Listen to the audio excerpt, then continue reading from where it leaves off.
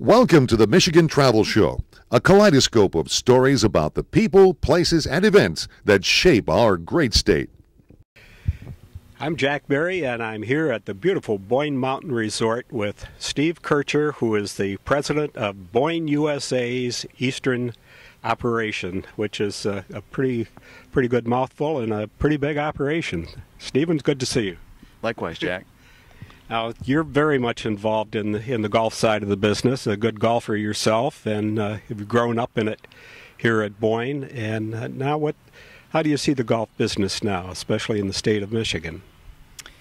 Well, obviously we've gone through a 10-year recession in the state of Michigan, and I think all of us have adjusted our business models accordingly. And in the last downturn, if you will, the last 2 years, which obviously put more pressure on the resort business,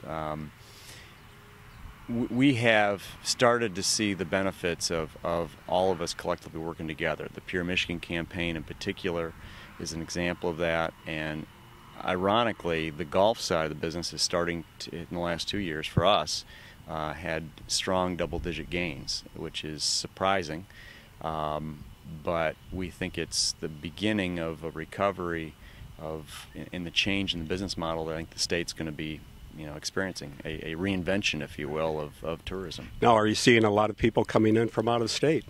Many more from out of state than ever before, and that is in part Pure Michigan.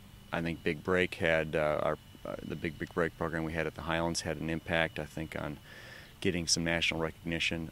Bay Harbor getting the gold medal has been a real plus with Golf Magazine. So we're getting some national recognition that we maybe hadn't had for a while. So the spotlight's a bit on the area. So we're seeing growth, and I think that the demographics on a macro scale are good for golf. There's a lot of people, the kids are going to college and they're going to get back into the sport. So I think the next 10 years from a macro perspective is going to be better than it's been the last 10 years, and maybe a growth period. And then if Michigan continue to work on promoting itself and reinventing itself like it is, I think we could be in a slow growth period again. I'm not saying boom times like the 80s, but I think for the quality of life of Michigan and outdoor recreation, having slow growth would be a very welcome event for the state. Well, you have such a beautiful operation here, both here and at the Highlands, and it's just about as pretty a spot on earth as you can find. And you've been, like your dad, very hands-on in this. I remember you and your dad on the monument, going around and working on that, and then walking around with you in Art Hills over at Bay Harbor, and you get a kick out of that? I miss those days. I go back to the growth years of building golf courses. I was thinking about that the other day. It's a very creative outlet when you're building a golf course. Obviously, getting involved in renovations and stuff is helps you get that still out. But it was a great period of time, and working with Art Hills and people like that, and my father, obviously, with his vision and knowledge, it was a great way to grow into adulthood. Yeah. And nobody has more golf courses than you, right? Well, we've got a bunch of them, 11 across the U.S. and 8.5 here in Michigan. So it's a big part of our business, not a huge part of our business, but it's an important part. Now you get a lot more people on a ski hill than you do on a golf course. How does the operation translate into each other? Oh, I mean, I think our green fees revenue is only about 4% of our total revenue right now as a company. We have about a 500,000, 400,000 visitors that frequent the golf courses nationwide. And, skiing visits is, 5, 6, 7 times that. Right. Well, you've got a nice course out there at Big Sky too, right? The Arnold Palmer course. Arnold Palmer, yeah, it's one of his early ones. It's not a world-class golf course, but a beautiful experience and in good shape. And our New England courses are top in New England. Sugarloaf and Thunder River both, I think, are 1 and 2 in Maine, and maybe number 1 in resort golf in New England. So we've got some really good experiences out there as well, and we've brought a lot of our know-how and golf knowledge to New England, and it's been a lot of fun to see them flourish out there as well, and they're seeing some growth as well. Well, you've done real well with the golf week. I remember you were one of the first ones with the ski weeks, and now you've had the golf weeks up here, and incredible prices. And how is that going? The packaging, not just that, but a value package that really gives people the depth of what we have to offer, and we're rolling out a "What Are You Up For" package in the next month, which will be a one price that covers everything. If you want to be on the golf courses, you want to go skiing in the wintertime, you want to be in the spas, you want to take a zip line, you want to go horseback riding, you want to take a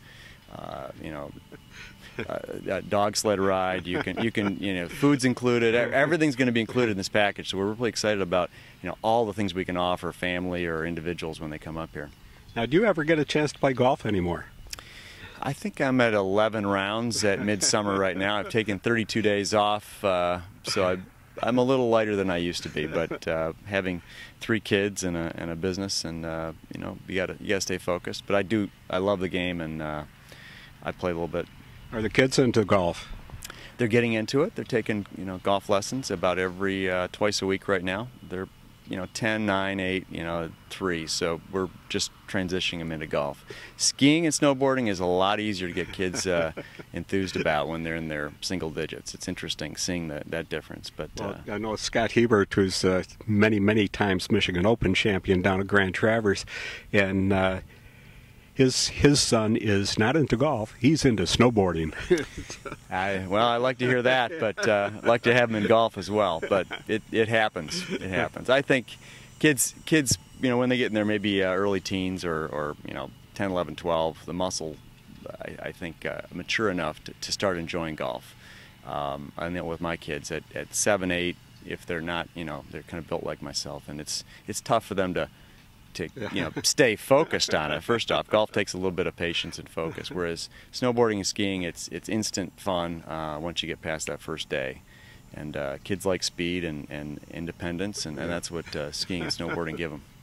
Let's talk a little bit more about, you were heavily involved in the Pure Michigan campaign. How did that come about? And it's been very well received, I think, about all over the country.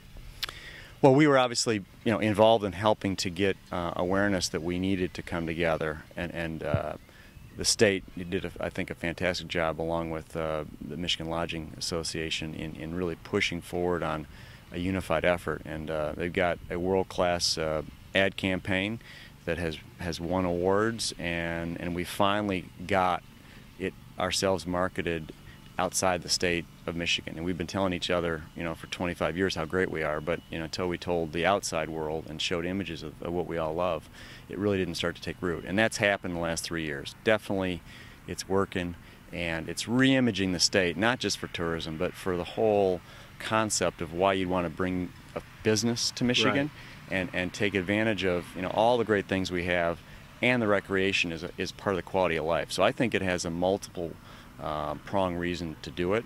And now we've had beautiful days up here for the Tournament of Champions, and it's typical, whereas in Arizona they're over 100 degrees. They're not playing golf out there. Absolutely and in not. Florida, and we don't have any oil on the beach either.